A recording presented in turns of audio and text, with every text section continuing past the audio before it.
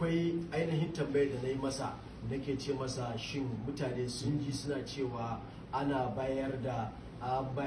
wai khalifan Shehu Ibrahim Niasse a ƙasar Najeriya baki ɗaya. Sai ya ce lalle wannan magana shi ma ya ji ta ne kawai, ba wai shi ne ya faɗa a kansa ba, ya ji maganan ne a bakin mutane. Abin da yake faɗawa shine ya ce shi harkar khilafa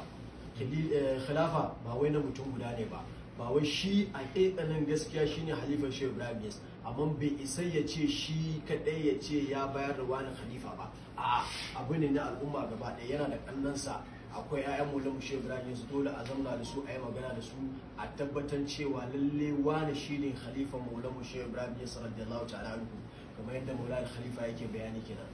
wannan magana muna sa al'umma almajiran Maulana Shehu Ibrahim Niasse radiyallahu ta'ala anhu komi za su ji su samu nutsuwa, su tambaye manya, saboda komi sai da tambayan manya. Ba mutum kawai zai ji abu a kasuwa ba ko a hanya ba ya fitar da shi